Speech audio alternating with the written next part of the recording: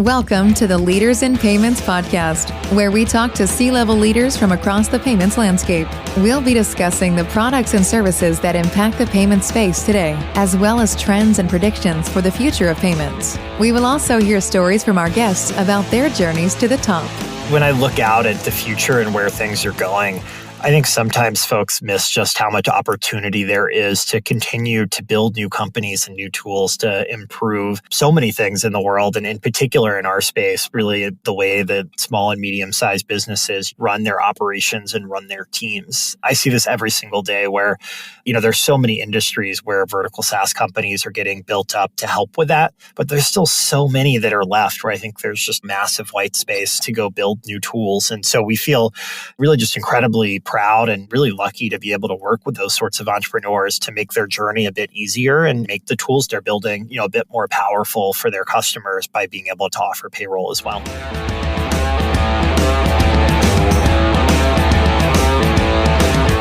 That was Andrew Brown, co-founder and CEO of Check, and he is my special guest on this episode 292 of the Leaders in Payments podcast, and I'm your host, Greg Myers. Check, founded 5 years ago, created the embedded payroll space. They partner with vertical-based software platforms to build and scale their payroll businesses. Andrew and I talked about the payroll space and how in many ways it parallels the payments industry. We talked about what makes Check unique and about his professional journey. And of course, his great passion for Duke basketball. We've got a great episode ahead, so let's get started.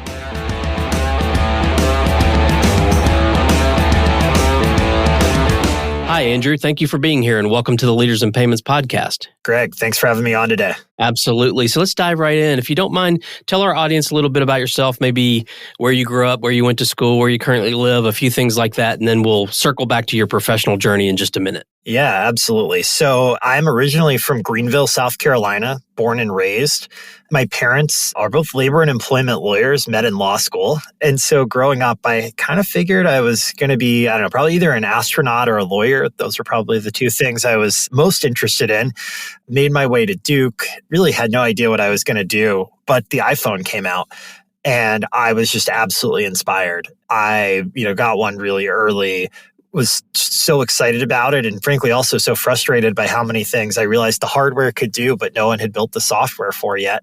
And that was really my entree into really computer science and building apps and that sort of thing. Started off by basically trying to build apps for my friends. We built a bus tracking system so that I wouldn't get caught in the rain at Duke and could know when to, run out and get on the bus, that sort of thing. And kind of one thing led to another, and I've built my career in the tech industry from there. Awesome. Well, let's talk about the company Check. So tell the audience what Check does. Yeah, absolutely. So Check is the creator of the embedded payroll space. I know there's a lot of payment stuff on here, so I'll say when you hear payroll, your eyes might start to glaze over, but bear with me. I promise you this is actually really interesting. Our view is that payroll is too hard for most business owners today. This is a space that is primarily served by legacy incumbents that have been around for 50, 60, 70 years who really have not innovated that much. And what we recognized about 5 years ago when we started the business is that platforms that serve small and medium-sized businesses are really the future, especially vertical platforms who are helping those business owners grow their businesses. And so we chose to take an approach of partnering with those platforms and building out an infrastructure layer to help the platform solve the payroll pain point for their customers. So at the end of the day, we have one aim, which is really to help small business owners make it simple to pay their people. Okay. Are there certain verticals that you focus on more than others? Yeah, so there's not one particular vertical, but I'll say we do have a bit of a concentration in real world type businesses. So think hourly, restaurants, field services, plumbers, electricians, retail, your nuts and bolts, meat and potatoes type of businesses that you would see on Main Street. Turns out paying a software engineer is not that hard. You pay them the same amount every couple of weeks, basically, all year round.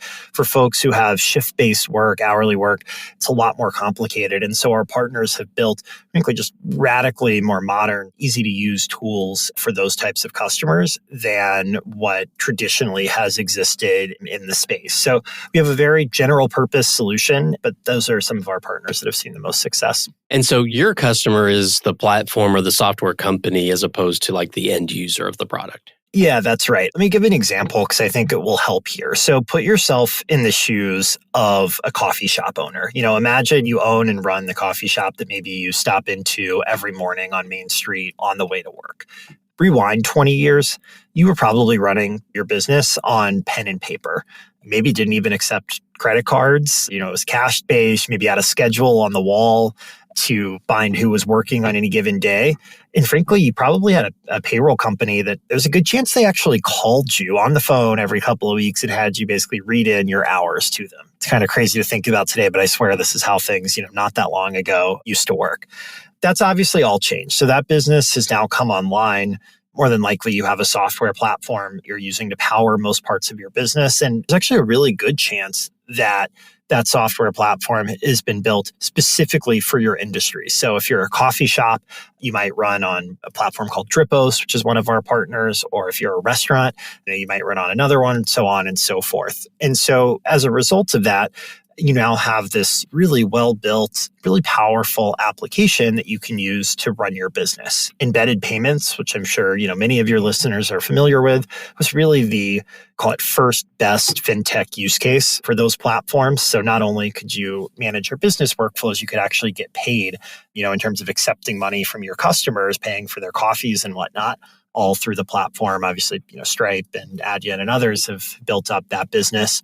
And really what Check does is we say, okay, it's awesome as a business owner that I can accept payments from my customers through that platform, but I should be able to pay my team and manage my team through the platform as well. So that's where we come in. We provide all of the software and infrastructure to make it possible to embed payroll directly in that application, which for the employee and the business owner makes their life a lot easier. They're not switching between systems. It's just a much more simple, modern experience. And for the platform owner, it's a new revenue line for them and a way to provide more value to their customers and create an even stickier solution. Makes a lot of sense. So having been around this space, around sort of these software companies for a long time, there's a lot of them. So how do you go to market? Do you have a direct sales team? Do you work through partnership channels? How do you get to that customer? The whole business is, as I mentioned, very much partnership based. So we are not a payroll company where we go and sign up small businesses. All we do is work with these platforms. They are our customer.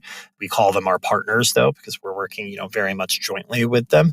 And so for those partners, yeah, it is very much a direct sales type of motion. And, we're always doing outreaches to them, dinners, those things of that nature, just trying to get in front of them. What's unique about our business compared to a lot is that we're not trying to sign up thousands or tens of thousands or whatnot of these platforms. We're talking dozens to hundreds of them over the next few years. And so we've spent basically a half decade at this point building a tool that we know that they need. And we think we've done a pretty good job with that. So we're able to create quite a tailored, pitch specifically for them. Okay, it's a good segue into the next question, and you answered part of it, but I'm sure there's more to the answer. What differentiates you from your competitors out there? Yeah, so I think the first thing to understand is that really before Check, you didn't have any option to go and build a payroll service. You could try, but it was going to take you 5+ years, probably $50 to $100 million plus dollars, or you could do an acquisition, and that was also going to be a multi-year, probably $100+ million type of an endeavor. So what we said was there were a couple of platforms that had done that, Toast and Square among them. And we said, okay, there are hundreds of other vertical SaaS companies, workforce management companies out there that need this. Let's really abstract all of this complexity away and build it into a platform that they can build on without needing to take years and tens or hundreds of millions of dollars to go do it. So first and foremost, we created the space. We've been the leader in helping stand it up, and as a result have been in the market longer than anyone else. As a result of that, over time, folks, they see a good idea and they want a part of it. So we've certainly had competitors come into the space. There are really two key ways that we differentiate today. One is some of the sort of established existing payroll companies have come to try and offer embedded payroll products. And there's some real, I think, just core business model conflict there. For any given customer, are you trying to attract them to your payroll product or to your partner's payroll product? And if you're thinking about investing the incremental dollar in your business, do you put it towards helping your partners or do you put it towards helping yourself? So structurally, those folks are pretty challenged in terms of how they compete with us. Otherwise, the other thing we do, and this has been we've been fortunate, I think, again, to be kind of early in this market, as we've recognized that while I think kind of the last few years in fintech were about building really good APIs and simplifying some of these complex workflows, what we've recognized is you have to do more than that. You really have to create a platform that empowers these platforms to really build a business. Like the phrase we use is you're not just building a product, you're building a business. And so that means, of course, our APIs and our product surface areas, our embeddable components are all really critical. But the way we provide our operations is equally critical. So we take on basically migrations, which we call embedded setup for our customers. We take on support through what we call embedded support for our customers. We handle all risk and fraud for them through our credit and fraud protection program. So it's those sorts of things that just make it a much more robust offering, really, than what others in the market have been able to put out. Yeah, and correct me if I'm wrong, and you may agree or disagree, but there seems to be a lot of parallels between sort of the payments industry and the payroll industry. I mean, payments, you've got some of the newer players who have come out with more kind of the modern day payments infrastructure. You've got obviously legacy players who also try to play in this kind of SaaS software platform space, but they're trying to embed things that have old technology. And it sounds like in this payroll space, there's a lot of similarity. There's no question. I think that, look, embedded payments really led the way over the last decade. And I think the next 5 to 10 years are much more about other financial services, payroll being one of them, lending, there's others that are in there. We've watched the playbooks that these payments companies have run and certainly been inspired by them, taking the parts that we think apply. But part of the challenge, too, is also really thinking from first principles and saying, hey, when you think about what payroll really is at the end of the day, yes, it moves a lot of money, don't get me wrong, but it's actually quite a different business in that it's much more about taxes. Like the reason, especially in this country, the payroll industry exists is that we have a state and local based system where there are thousands of different tax jurisdictions. It can be all the way down to your local school district. And that's really complicated. You got to know how to calculate those, how to remit those taxes. There's penalties if you get them wrong or they're late, things of that nature. And so it's really building. Sometimes I think about if you put think of a benevolent technologist in charge of the whole US, what system would they build for handling these taxes? That's really our goal and what we've set out to create. Okay. Where do you see the industry headed, say, in the next 3 to 5 years? Yeah, I think it's really like the last couple of years in my mind have been kind of the beachhead for this next iteration of financial services. I mentioned embedded payroll, lending, accounting is in the early stages of becoming a thing too. I think the next few years are going to be about all of those services really going from an initial establishment phase into that kind of core expansion growth phase. Think maybe what, embedded payments looked like back maybe 2013, 14, 15, that kind of time frame. I think that's where we're at now in this 2.0 version of embedded financial services. Beyond just the pure growth there, the other thing I think that we're going to see is you're going to have much more various financial products being connected to one another in a way where historically they've been pretty disparate. So when you think about, okay, you've got one platform that now is handling your income in terms of payments from your customers. It's handling the majority of your outflows in terms of payroll, in terms of invoices and billing, things of that nature. It's also hooked into your accounting system.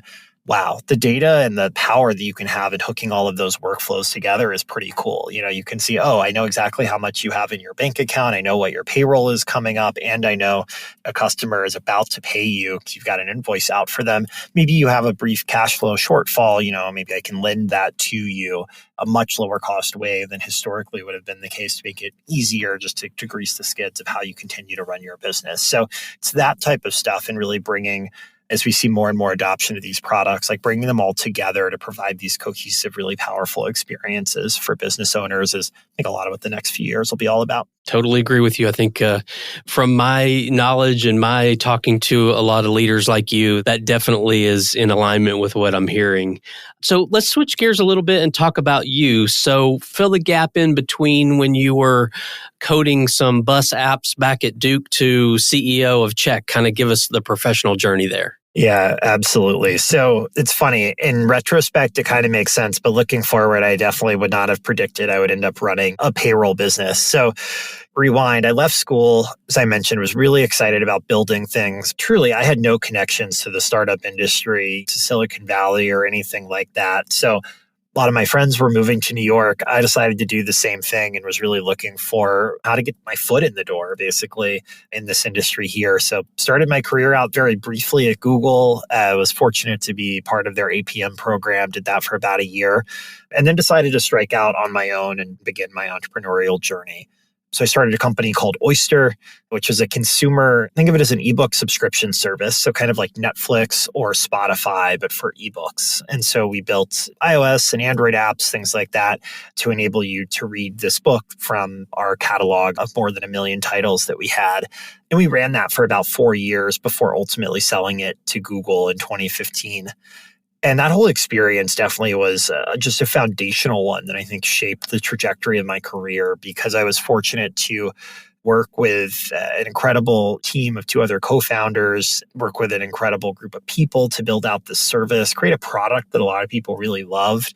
And I was like, wow, I feel like we found a wormhole in this universe. Like, being an entrepreneur is just really incredible. It's hard for me to imagine doing anything else in my career. And so after selling the business to Google, obviously you start kind of looking around, all right, what's going to be next? And for me, while I loved building a consumer product, I recognized that, I was more of a B2B kind of guy, and I didn't want to run a media business. I wanted to run a software business at the end of the day. So I was looking for basically the biggest, oldest industry I could find that I felt like if I went and spent 10, 15, 20 years building in it, I was pretty sure we could push the ball forward in terms of the types of experiences that folks were able to offer. I had no idea that was going to be payroll. I was looking at a very wide array of different things. And, sometimes you need to have, I think, just a prepared mind, really, so that when you kind of see the opportunity come along, you're ready to jump on it. And that was very much the case with Check. We happened to get to know and become quite close with what became our first partner, a company called Homebase. We really saw the problem through their eyes. So this wasn't I'm an expert in payroll, let's go build this. This was, wow, this company really needs to be able to offer payroll to their customers. It's way too hard for them to do today. Why has no one built this solution yet? And it's one of those, you kind of, every now and again, I don't think it happens that often, but maybe it's every 5 or 10 years, you just see something in the world that you're like, this should be different. I don't know why no one else has done this yet. And we were fortunate to recognize that and jump on it. And spent the last 5 years chasing it now. So you started this with other co-founders or just yourself? I did. Yeah, no. So I have 2 other co-founders here. Vivek Patel is my co-founder and CTO. He was one of our first couple engineers back at Oyster as well. So we've been through thick and thin together, working together for over a decade at this point. And then our third co-founder, Eric Stromberg, was also part of the Oyster crew. He was one of my co-founders and the CEO there. And Eric helped co-create the whole idea for Check as our lead investor for our first couple of rounds and board member, and continues to be one of the most thoughtful kind of strategic voices around the table here. Great. Well, I like to ask this question of leaders and get their opinions because everyone's kind of had their own kind of personal journeys that I believe are important to answering this. If someone comes to you and they say, Andrew, I'm interested in working in the payroll industry or the payments industry, you call it fintech as a broader term maybe, and maybe they want to work at Check, what would you tell them they need to do to be successful? There's no one playbook in life. There's different ways to go about things, but personally, the way that I think you maximize your success is by being genuinely interested in things and following that curiosity and going really deep. Those are the types of people that I look to hire, and that when I look at, other entrepreneurs that I'm close with, and it doesn't even have to be entrepreneurs, just people who are really successful in their fields. That's what you see. I look sometimes at kind of my parents' generation and folks like that, and the folks who are 70 years old and absolutely love what they do and are, reading the new article about what's coming out. Like, that's who you want to be, and that's how you have success in your space. So if you want to work in payments or you want to work in embedded payroll at Check, I'd say, 1, go follow that curiosity, and 2, demonstrate to others that you've done that. Turns out the world is a big place. And so if you choose a particular topic to go deep on, more quickly than you might imagine, you can become, top 1%, top 0.1%, 0.01% in terms of expertise there. And just doing the work really will differentiate you from kind of the vast majority of people out there. And lastly, that compounds over time. That's really why the curiosity is so important. Like doing that for a week or a month or 6 months is helpful. It can definitely get your foot in the door. But the way to really have outsized success is to do that over a period of, 10, 20, 30 years. I think the only way you sustain that is if you're genuinely really curious and really excited about it. That's great advice. So what are some things you're passionate about? So maybe one work-related passion and one personal passion. All right. Well, let's see. Work-related passion. I think more than anything else, I'm really passionate about providing just like amazing experiences to our partners. This is something we spend a lot of time thinking about, and it's really hard. Like when you think about an organization design, like how do you make sure that you give, fast and accurate responses back to people and do that in a way that also makes economic sense and things of that nature. It's like, again, it's when you kind of follow your curiosity. For me, it's like all about just being obsessive about providing that sort of thing. On the topic of obsessive, my personal passion is definitely Duke basketball. I was a Cameron crazy, spent 2+ months camping out to get into the UNC game when I was there, and still a big fan. So you work a lot as a founder. The way I like to kind of relax and recharge is getting myself geared up for the big game. Okay. So I haven't kept up with college basketball much yet this year, but it's starting to get there. So how's Duke looking so far? Pretty good. We're ranked like right around the top 10. Took a couple tough losses early in the season, but they were, close games to good teams. And I think we've turned the corner. And my family would tell you, I'm ever the optimist. Duke is always going to win the national championship. I believe that this year, as I do every other year. We've certainly got a shot. There's no question about it. Awesome.